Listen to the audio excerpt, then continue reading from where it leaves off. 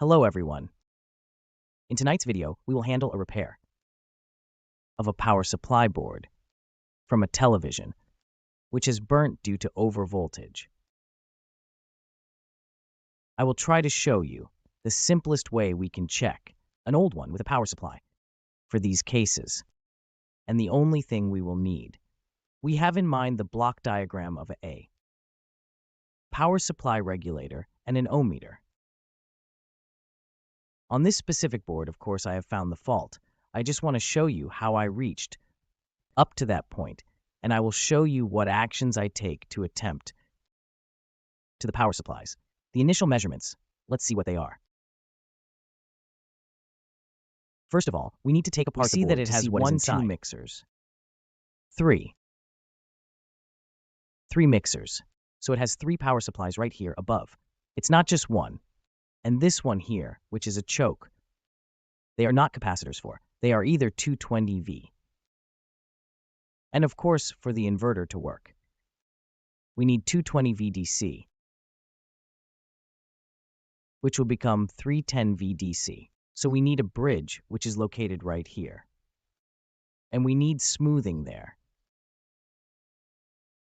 which is the capacitor that is next to it. So we expect to find from the input where 220 volts enter to go to the rectification, and then to go to the smoothing, which is the capacitor. And from there on, for every transformer we have found, we will look to find a switch, which will be a MOSFET and the driver.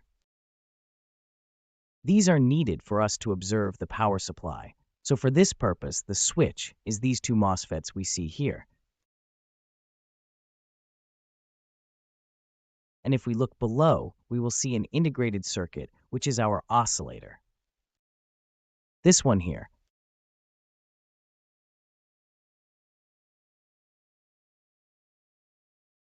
Now for the second transistor. We see that it has an integrated circuit right next to it, which has the MOSFET and the driver integrated inside, meaning it doesn't have an integrated circuit underneath. It is this one. And it functions as both MOSFET and driver. So it doesn't have another integrated circuit underneath. It's the switches and the driver. And for the third transformer over here, we will see below here that it has a large integrated circuit, which is the driver. And on the other side, there are 2 MOSFETs again, which are its switches. These are the 3 power supplies. So now we will see that with the multimeter, we will measure the lines going from the 220 input to our power supplies. We will see where the problem is. Regarding our power supplies, we will see where the problem lies. I will show you the specific power supply that has the issue. Since I have found duplicates, it is for this small transformer that outputs 5V. And I will tell you whether the fuse is still intact. But both from these here that it had on the first power supply, which I had changed, but from these here that it had on the first power supply, which I had changed, but it didn't work because it obviously had the small power supply. The 5V was present at startup, so the TV wouldn't turn on at all again. So I will show you with the multimeter how we will solder the lines so that we can find the fault. So we will set the ohm meter. And as we have the block diagram in mind, we need to go directly from the 220V to its bridge of rectification. So this is the first measurement I will make. I will take one 220V pin to go to the corresponding pin of the bridge.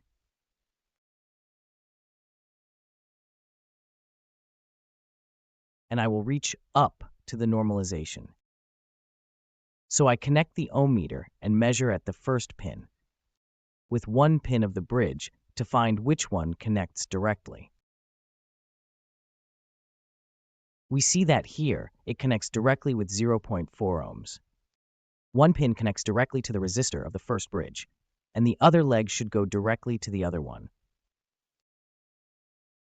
Yes, we see that it goes straight to the other one. So from the input to the bridge, the 220 volts will flow.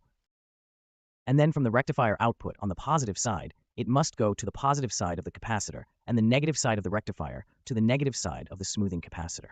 The wire goes down there, as we see indeed.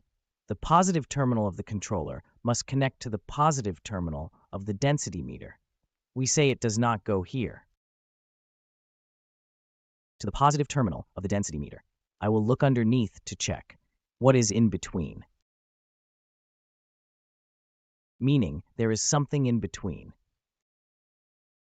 And it doesn't go. And it's not that the line is broken, so I will turn it differently. To see how the little line goes, to see that it has something in between.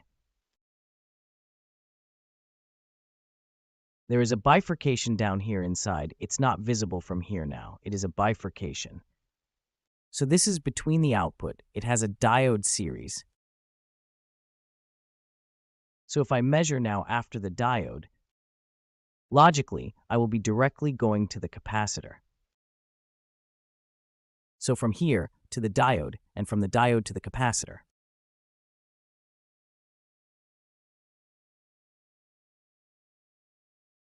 No, there is something else in between them that we should look at a bit. So the line goes up to the first diode, and then there is another diode underneath, an SMD. There is this second diode underneath here. So from the outside of the diode, we need to enter the capacitor. From the second diode, I will count from the bottom. From here is the first path. I pass the first path and go here to the second.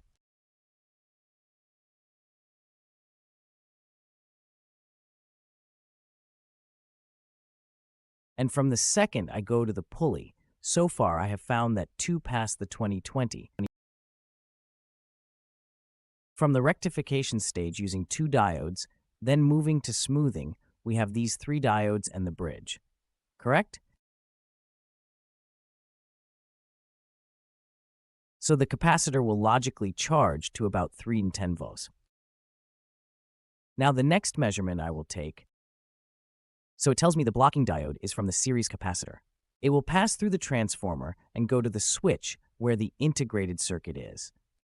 So I have to go again from the positive terminal of the capacitor to find which pin of the transformer it goes to. I do it again with the ohmmeter. And as we said, from the positive terminal of the capacitor, I'm looking to find where it goes on the transformer. It doesn't go here, no. Here it is. It goes to the first pin of the transformer. And then the second pin of the transformer should come out and go to the integrated circuit. We see that it doesn't appear in the second one. It doesn't appear in the second one.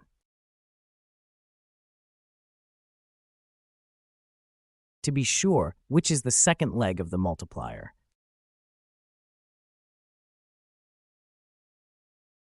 I will check the integrated circuit, because I said that after the multiplier, the integrated circuit should be connected above, which is this one. I'll place it a bit below. Yes, it is on this pin of the integrated circuit. It must go after the metsomastis, which goes from the second pin of the metsomastis directly to the integrated circuit.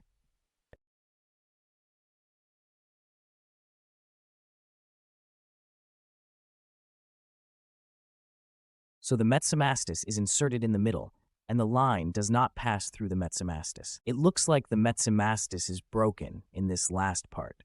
Or as we said in the block diagram, after lifting the positive, it must pass through the mitriasmonistis and then go to the integrated circuit. And then the integrated circuit must have one pin connected to the positive, the other one to the ground. We said that this specific integrated circuit is both an oscillator and a switch, so it contains this MOSFET inside. So in our case, it seems that the regulator is faulty. We will also remove it and then check it.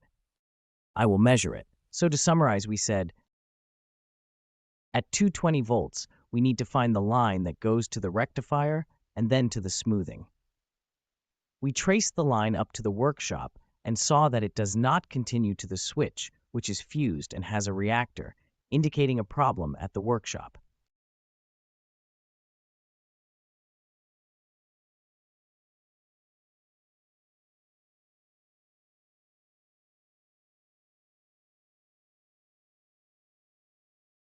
Now I will remove it. Let's check it out. All right.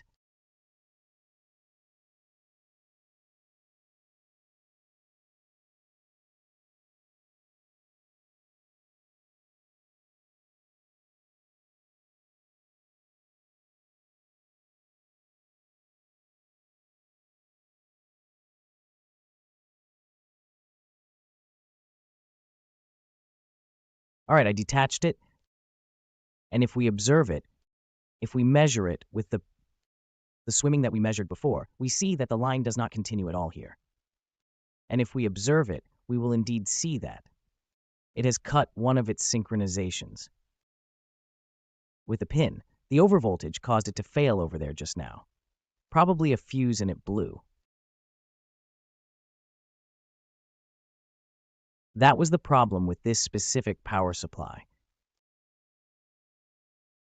And since you can also see the thin wire it has cut, I can put a little fitting here, a small wire, to connect the small wheel to the little leg.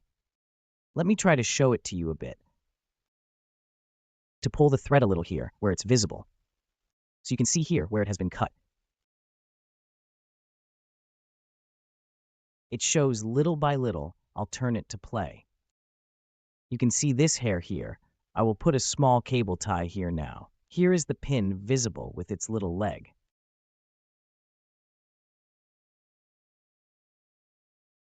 And we will test it now. Thank you. So here we are again.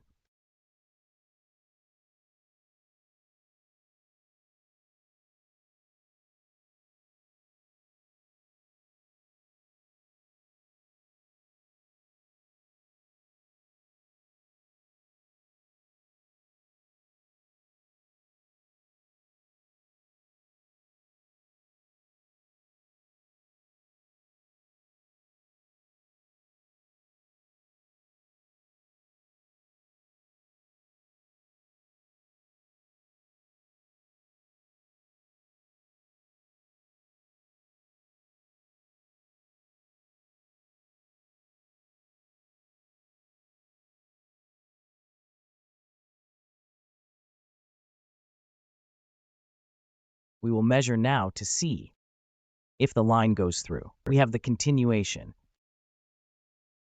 I input the total density into the mechanism's first gear.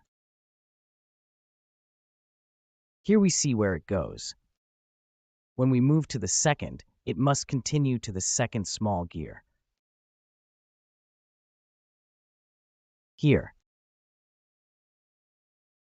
we see that it goes and then continues and goes to its pin, the switch, which is the MOSFET, and this is the integrated circuit, and it goes, and now it must come from the second pin of the integrated circuit, of the actual MOSFET switch, to go to the pin of the capacitor, which goes, and between the legs of the MOSFET switch, there should be no short circuit, which we see is not present, so it is correct, as well as the MOSFET inside the capacitor. So now we have the entire circuit. From the capacitor's adjustment knob SUR, it goes to the transformer. It passes through the transformer and goes to the integrated circuit. It passes to the integrated circuit and the ground connects. This is how it should work in all traditional circuits. So now we are ready to supply power to the circuit. To see if the traditional circuit finally works, I will solder a cable here to finally get the power supply to work. I will solder a cable here on the 220V input.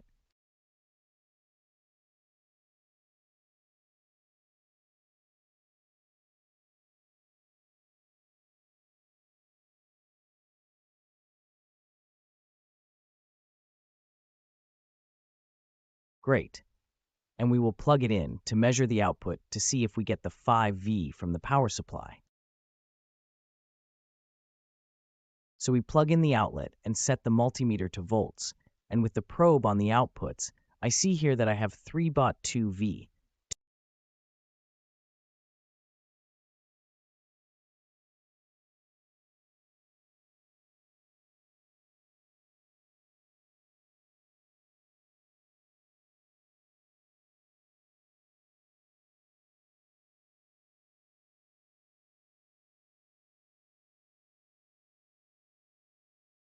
The power supply is loaded, so it should output 3.2 V, and obviously to continue, it needs to get input from the main.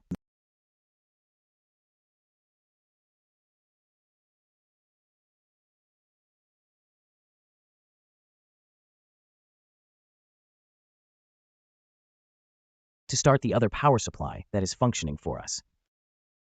So our power supply is working, the repair has been done.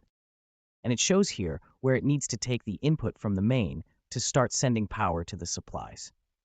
We will not address this issue. Our issue is that the 5V power supply has failed, which is converted to 3 to supply the main, and from there it starts. And it also provides the remaining 3 to the rest of the power supply. I will also put the other video I made in the description below, which also explains the block diagrams and the measurements, so you can see how it goes. If you like the video, you can subscribe to my channel on YouTube, so you don't lose wind. Thank you.